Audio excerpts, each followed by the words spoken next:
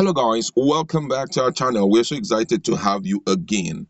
The ongoing protest against SARS unit, that I'm talking in SARS protest, has gone beyond the national level to international level as most countries are watching Nigeria, and very soon most of the aids that Nigeria have been receiving in respect to fighting kidnapping, armed robbery and other stuffs, banditry, may be withhold or maybe stopped because of this protest. Because as we all know, the international community, especially UK, United States of America, are heavily against trampling on the fundamental human right of citizens, and that is what is about to happen as the United Kingdom Parliament is questioning its government support and funding for security in Nigeria over cases of torture, ill treatment and extrajudicial killings by the disbanded Special Anti-Robbery Squad SARS. Kate Osamor, Member of Parliament for Edmonton, has written to question and seek clarification on the nature of the government of UK through the Office of the Secretary of State, Foreign Affairs extended to Nigerian disbanded Special Anti-Robbery Squad SARS. The letter, written on October 15 and personally signed by Kate Osamor, called the attention of the Secretary of State for Foreign, Commonwealth and Development Affairs, Mr. Dominic Raab, to nationwide protests in Nigeria in the past 7 days against the excesses of SARS. She warned that further assistance be withheld and also called for an audit of what the previous aid were used for so that the UK government agency would not be unintentionally supporting or facilitating the actions of an agency notorious for human rights violations.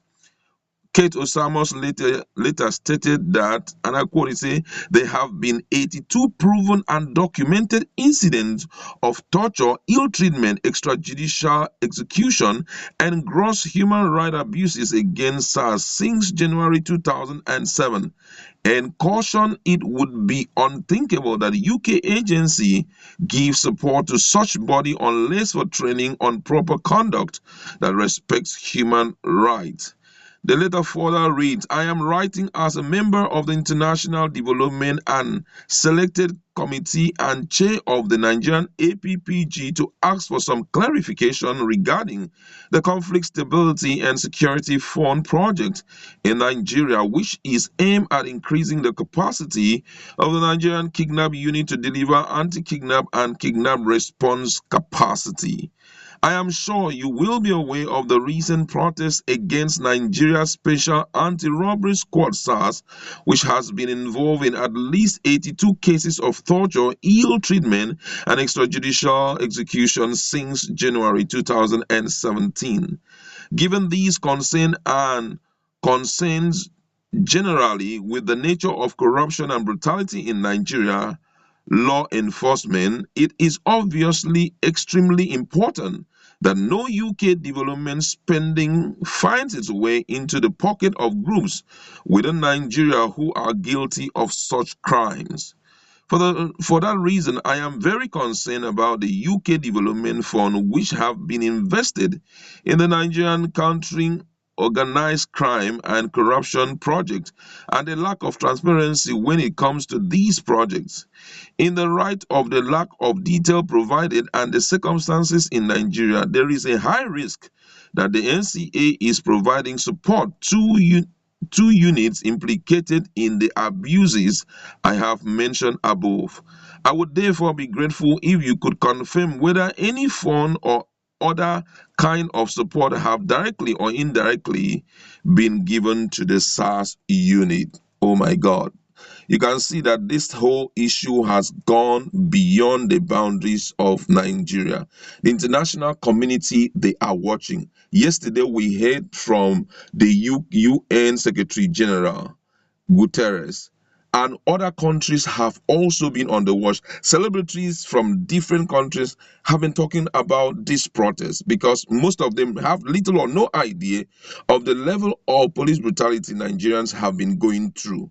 Now, this case is, this letter written by Kate has gone an extra mile to unravel the fact that there have been international funding coming in for some of the key security issues Nigeria have been having as a country.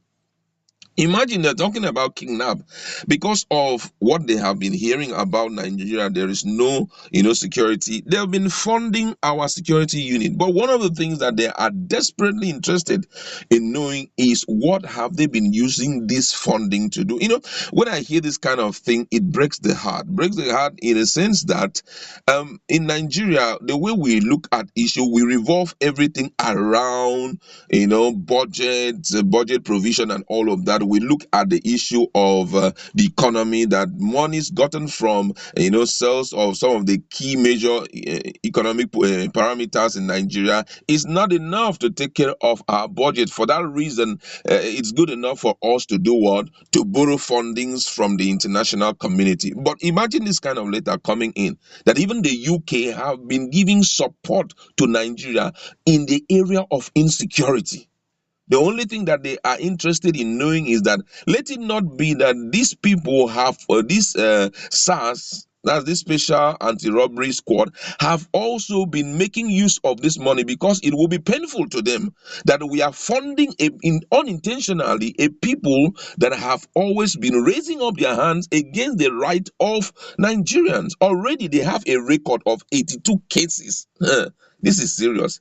82 cases of the level of brutality Nigerians have been suffering in the hands of the police, which means that keeping stock of all of this, and it means that with what we have just heard, they may likely withdraw that aid Nigeria has been giving to, UK has been giving to Nigeria. Because unfortunately, if we are giving this aid, it's not because of the government of the day, neither is it because it is these particular people that are ruling. We are giving it because we want to protect the interests of the common man on the street, who may be subjugated or who may be exposed to this level of insecurity. But unfortunately, based on what the woman has said, we have realized that we have been funding people who are not even in readiness to protect their own.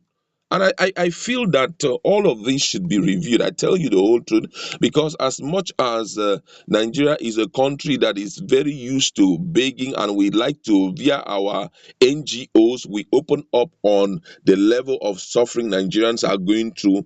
At the same time, it's important to know this funding that we have sent out, how much of it is taking care of the problem, and how much of the problem that we are fighting or we are trying to prevent, what's the rate of response, how much of it has been reduced, because we cannot be funding and then the problem is getting worse by the day. It's better we hold back our funding and let them handle their own cases by themselves.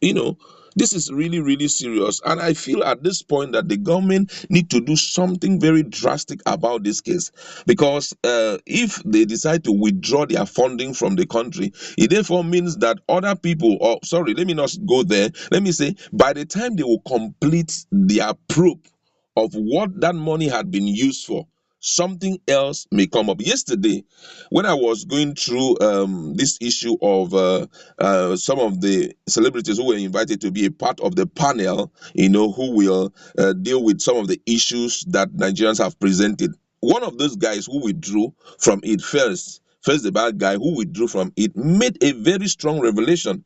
And that revelation revolved around the fact that even the people that have been called upon to set up this committee, they were being created to fight for the right of the people. I'm talking about the National Human Rights Commission, NHRC, that they were there to fight for the people. But unfortunately, that even their governing board, which is the one in charge of fighting for the right of the people, that it was dissolved. And as at now, they don't even have a governing board. So for him, he said that from all indication, it's like this is a big game where they will be brought in and then they will rope them that they don't even perform and all of that. That's why you see them, they started opting out of. Right now they're supposed to have a meeting with the IGP, but they're not going to be having the meeting because they do not even trust the system itself. And I think that's the same atmosphere of distrust that had, covered even our funding partners, those that have been funding us.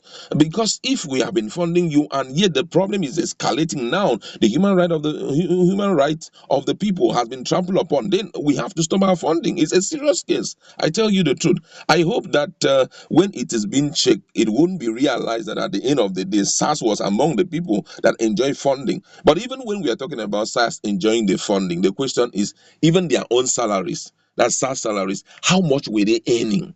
You understand? Because if these fundings are coming in, as these people had rightly said, it should be used to pay these units very well. Because I believe that even the sufferings that Nigeria had passed through in the hands of police, one of it is traceable to the fact that these people are not paid well. It's stipend that they are paying them. And some of them have very large families.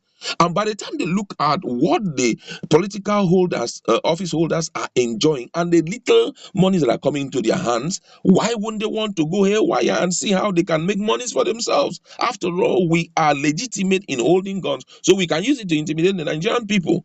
Monies that would have been used to increase their pay wasn't even used. So for me, I feel that it's right for proper investigation to be carried out in respect to these monies aids that have been collected for security. Go to our comment section.